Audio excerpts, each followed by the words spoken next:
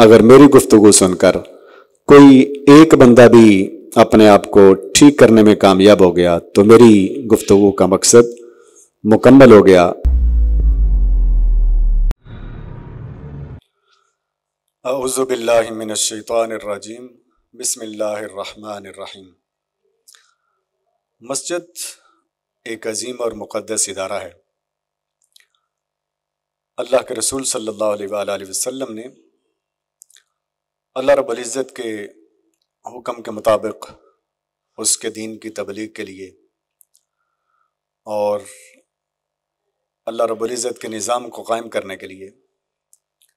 اس ادارے کو قائم کیا۔ لیکن یہ ایک حقیقت ہے کہ وقت گزرنے کے ساتھ ساتھ کسی بھی چیز کی جو حقیقی حیت ہوتی ہے اور اس کی شکل ہوتی ہے یا اس کا جو نظام اور سسٹم ہوتا ہے اس کے اندر تبدیلی بھی پیدا ہوتی ہے۔ بعض اوقات تو وہ تبدیلی اتنی زیادہ ہو جاتی ہے کہ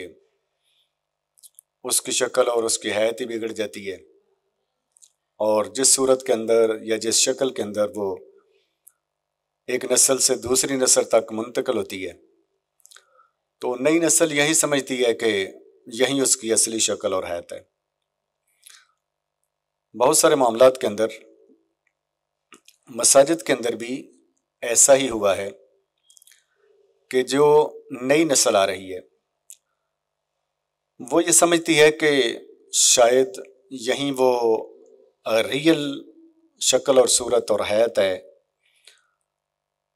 کہ جس کے لیے یا جس طرح رسول کریم صلی اللہ علیہ وآلہ وسلم نے مسجد کے نظام کو قائم کیا تھا۔ ہم اگر یہ جاننا چاہتے ہیں آج کے دور کے اندر یا نئی نسل یا دین کے اندر آنے والے نئے علماء بالخصوص، تو ان کے لیے یہ ضروری ہے کہ وہ اس کی اصلی شکل اور اس کی حیت اور اس کی صورتحال اور اس کے نظام کو جاننے کے لیے تھوڑا سا تاریخ کے اوراق کو کھنگالیں، سیرت کو پڑھیں، تھوڑا بیک پہ جائیں اور رسول کریم صلی اللہ علیہ وآلہ وسلم کے دور کی مساجد کا اور ان مسجدوں کے قیام کے مقاصد کا جائزہ لیں، اور رسول کریم صلی اللہ علیہ وآلہ وسلم مسجد کے اندر کیا کچھ کرتے تھے، انہوں نے نظام مساجد کو کس طریقے سے قائم کیا تھا۔ تو جس وقت نئے آنے والے علماء اور حقیقت کے متلاشی وہاں تک جائیں گے تو انہیں آج کی مسجد کے نظام میں اور رسول کریم صلی اللہ علیہ وآلہ وسلم کے دور کی مساجد کے نظام کے اندر بہت سارا فرق محسوس ہوگا۔ بہرحال ظاہر ہے ہم نے تو اسی کو دیکھنا ہے جو ہماری آنکھوں کے سامنے ہے، ہماری نسل نے بھی اسی کو دیکھنا ہے۔ لیکن بالخصوص میں ائمہ مساجد سے علماء تو اللہ رب العزت کے فضل سے بہت اعلیٰ ہیں، ان کی سوچ بہت اعلیٰ ہے اور سب کچھ انہی سے ہماری طرف منتقل ہوا ہے۔ وہ ہمارے سروں کے تاج ہیں اور ہماری آنکھیں، ہمارے دل ان کے لیے فرش راہ ہیں، ہمارے دلوں کے اندر ان کا احترام ہے اور ہونا چاہیے۔ ہر آنے والا عالم دین اس کے دل کے اندر سابقہ علماء کی عزت اور احترام غایت درجے کا ہونا چاہیے۔ تو آج کے دور کے اندر جو ہم نظام مساجد دیکھتے ہیں اس کے اندر ہم دیکھتے ہیں کہ اس کے تین حصے ہیں۔ اس نظام کا ایک ٹرائی اینگل ہے، وہ ادارہ جو اللہ کے دین کے قیام کے لیے بنایا گیا ہے اور نظام دعوت کو قائم کرنے کے لیے بنایا گیا ہے تاکہ لوگوں کی ذہن سازی کی جائے، ان کو دین کی طرف لایا جائے اور اللہ کے دین کو غالب کیا جائے۔ آج کے دور کی میں بات کر رہا ہوں۔ آج کے دور کے اندر مساجد کے نظام کو قائم کرنے کے لیے تین قسم کے لوگ سرگرم ہیں اور اس کے اندر حصہ لیتے ہیں۔ ایک ہے امام مسجد اور خطیب، اور دوسرا فرد ہے انتظامیہ مسجد کی، اور تیسرے فرد ہے نمازی۔ اب ہمیں یہ دیکھنے کی ضرورت ہے کہ ہم مسجد کے نظام کو آئیڈیل کیسے بنا سکتے ہیں، اور اس کے نظام کو بہترین طریقے سے، صاف ستھرے طریقے سے، خوبصورت طریقے سے، کہ جہاں پر کوئی شور نہ ہو، کوئی لڑائی نہ ہو، کوئی جھگڑا نہ ہو، اس کو کیسے ہم ترتیب دے سکتے ہیں۔ تو اس کے لیے سادہ سا ایک کلیہ ہے کہ جو امام اور خطیب ہے اس کو اپنی ذمہ داری اور اپنے مقام کا پتہ ہو۔ نمبر 2 انتظامیہ ہے، تو انتظامیہ کو بھی اپنی ذمہ داری کا اور اپنے مقام کا، اپنی حیثیت کا پتہ ہونا چاہیے۔ اور تیسرے نمبر پر نمازی ہیں، تو انہیں بھی اس بات کا ادراک ہونا چاہیے کہ ان کا کردار اور ان کی حیثیت مسجد کے اندر کیا ہے۔ اگر ہم امام اور خطیب کی ذمہ داری کو دیکھیں تو نماز پڑھانا، بچوں کی تربیت کرنا یا انہیں تعلیم دینا، پھر جمعے کا خطبہ دینا، اسی طرح درس و تدریس کے نظام کو قائم کرنا، یعنی نظام دعوت و تبلیغ جو ہے اس کو قائم کرنا مسجد کے اندر اچھے، خوبصورت اور موجودہ حالات و واقعات کے مطابق، جدید تقاضوں کے مطابق، یہ اس امام اور خطیب کی ذمہ داری ہے۔ اگر کوئی امام اور خطیب اپنی اس ذمہ داری کو پورا نہیں کرتا تو اس کا مطلب یہ ہے کہ اس نے ایسا بوجھ اپنے اوپر لاد لیا ہے کہ جس کو اٹھانے کے لائق نہیں تھا، وہ سمجھتے ہوئے یا نہ سمجھتے ہوئے، جانتے ہوئے یا نہ جانتے ہوئے۔ تو جو بھی امامت اور خطابت کی سیٹ پر آ کر بیٹھتا ہے اسے چاہیے کہ اپنی ذمہ داری کو کما حق کو ادا کرے۔ تو امام اس لیے ہوتا ہے کہ وہ نمازوں کو قائم کرے اور نمازیں پڑھائے۔ اگر کوئی نماز نہیں پڑھا سکتا تو اسے یہ ذمہ داری لینے کی ضرورت ہی کیا تھی۔ اسی طرح خطیب ہے، اگر وہ جمعہ ہی نہیں پڑھا سکتا، اگر اس نے ہر دوسرے جمعے اپنی جگہ پر کسی اور کو ہی بھیجنا ہے، یا اس نے تیاری نہیں کرنی، یا لوگوں کو صحیح طریقے سے واعظ اور تبلیغ ہی نہیں کرنا ہے، اور لوگوں کو دین کی طرف مائل ہی نہیں کرنا، لوگوں کی ذہن سازی نہیں کرنی ہے، تو پھر اس نے اپنی ذمہ داری کو ظاہر ہے پورا نہیں کیا۔ یہ تو تھا امام کی ذمہ داری۔ اور اگر امام کے مقام اور مرتبے کو دیکھا جائے اور اس کی مسند کو دیکھا جائے تو اس ٹرائی اینگل کے اندر جو امام خطیب ہے، نمبر 1، نمبر 2 انتظامیہ ہے، نمبر 3 نمازی ہیں، تو اس میں ظاہر ہے مقام و مرتبہ تو امام کو ہی حاصل ہوگا۔ امام سے مراد میری امام بھی ہے اور خطیب بھی ہے، کیونکہ وہ اس مصلی رسول کے وارث ہیں، اس مسند کے وارث ہیں جس مسند کے اوپر اللہ رب العزت کے محبوب صلی اللہ علیہ وآلہ وسلم براجمان ہوئے۔ ان کا مقام و مرتبہ بہت اعلیٰ ہے، اور انہیں اپنے مقام اور دوسرے لوگوں کو اس کے مقام اور اس کے مسند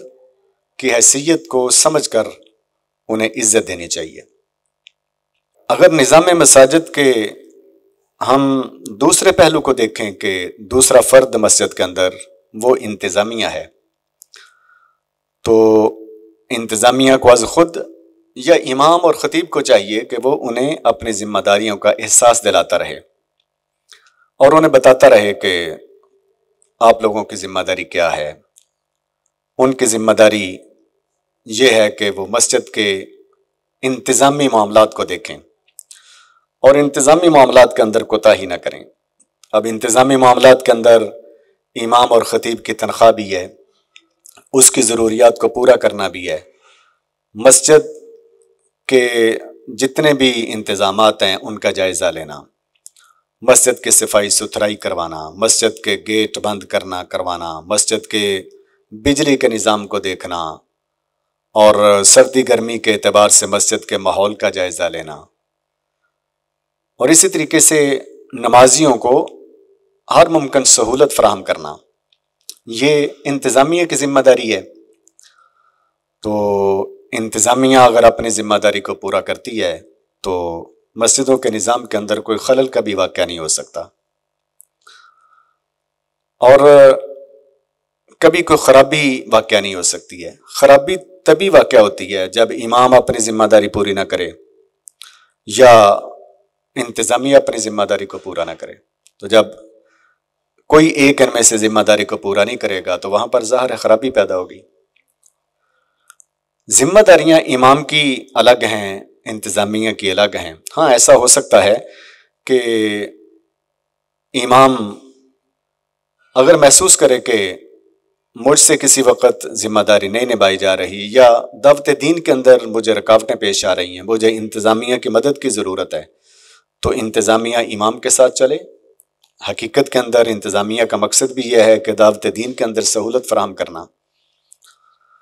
और अगर इंतज़ामिया कहीं पर यह महसूस करती है कि हमें माली मामलात को डील करने में मुश्किल पेश आ रही है, तो वो अपने इमाम ख़तीब से कह सकते हैं। इमाम ख़तीब को भी चाहिए कि हुस्न सलूक के साथ और बहुसन खूबी उनके साथ तामुन करे, लोगों को उसकी तरफ माइल करे, इनफरादी तौर पर मिलकर या इज्तिमाई तौर पर मोटिवेट करके लोगों को उस तरफ माइल करे, ताकि अल्लाह के इस घर का निज़ाम बेहतरीन तरीके से चल सके। मस्जिद के अंदर तीसरा फरीक नमाजी हजरात हैं, जो नमाज पढ़ने के लिए अल्लाह की बारगाह में अपना इज्ज़ो नियाज़, अपना खुशू व खुजू, अपने रुकू व सुजूद पेश करने के लिए आते हैं और अपने ज़िम्मा से फ़र्ज़ को साक़त करने के लिए आते हैं। तो उन्हें भी चाहिए कि वो भी अपने दायरा कार को देखें, अपने हुकूक को देखें कि हमारा हक़ क्या है, और अपनी ज़िम्मेदारियों को भी देखें कि उनकी ज़िम्मेदारियाँ क्या है। उनके ज़िम्मे भी बहुत सारे काम आते हैं कि वो मस्जिद के इंतज़ाम व इंसराम के अंदर अपने इमाम और अपने इंतज़ामिया, मस्जिद इंतज़ामिया के साथ तामुन करें, हर वक्त उनकी मुखालफत ना करें और हर वक्त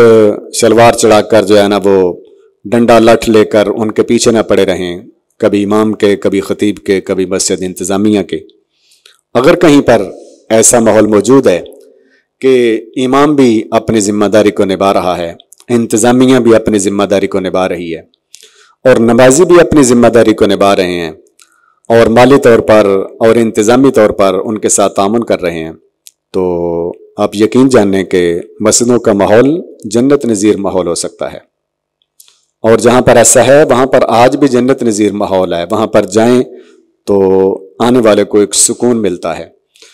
उसके दिल को एक इत्मीनान नसीब होता है। मस्जिद के अंदर आकर वाकई अल्लाह रब्बुल इज़्ज़त की इबादत करने को दिल चाहता है। और आप जायज़ा लेकर देख लें कि जिन मस्जिदों के अंदर इंतज़ामिया नमाजियों को ज़्यादा सहूलतें देती है और नमाजी उनके साथ तामुन करते हैं, वहाँ का माहौल भी बहुत बेहतर है और वहाँ पर गैदरिंग भी ज़्यादा होती है, वहाँ पर लोगों का इज्तिमा और इकट्ठ भी ज़्यादा होता है। और जहाँ पर हर वक्त लड़ाई झगड़ा रहता है, खींचतानी रहती है, एक दूसरे की टांगे खींचते रहते हैं, वहाँ पर माहौल भी ख़राब होता है। हर आने वाला नमाजी सुकून के बजाय एक टेंशन महसूस करता है। वो समझता है कि हम कहाँ पर आ गए, हम तो इबादत करने के लिए आए थे, लेकिन यहाँ पर आकर तो हमें लड़ाई झगड़ों के सिवा कुछ मिलता ही नहीं है। इसलिए इन तीनों फरीकों को चाहिए कि मस्जिद के निज़ाम को आइडियल बनाने के लिए अपने किरदार का भी जायज़ा लें, अपनी ज़िम्मेदारियों पर भी नज़रसानी करें और अपने अपने मकाम को भी समझें। मैं बहुत ज़ोर दूंगा इस बात पर कि अगर इन तीनों फरीकों का जायज़ा लिया जाए तो इसके अंदर मकाम बहरहाल इमाम और ख़तीब को हासिल है। तो इमाम और ख़तीब को भी चाहिए कि अपने मकाम और मसनद की हिफाजत करें और नमाजियों को और इंतज़ामियों को भी चाहिए कि उसके मकाम और मसनद की हिफाजत करते हुए दावत दीन के अंदर जो ज़रूरतें उसे पेश आती हैं और जो मुश्किलात आती हैं उसके साथ तामुन करें, ताकि दीन का निज़ाम ज़्यादा बेहतर हो और अपने निज़ाम को जदीद से जदीद और बेहतर से बेहतर बनाने की कोशिश करें। मुझे उम्मीद है कि अगर मेरी गुफ्तगू सुनकर कोई एक बंदा भी अपने आप को ठीक करने में कामयाब हो गया तो मेरी गुफ्तगू का मकसद मुकम्मल हो गया। अल्लाह रब्बुल इज़्ज़त मेरे हुस्न नियत और मेरी गुफ्तगू को अपनी बारगाह में शर्फ़ क़बूलियत अता फ़रमाए।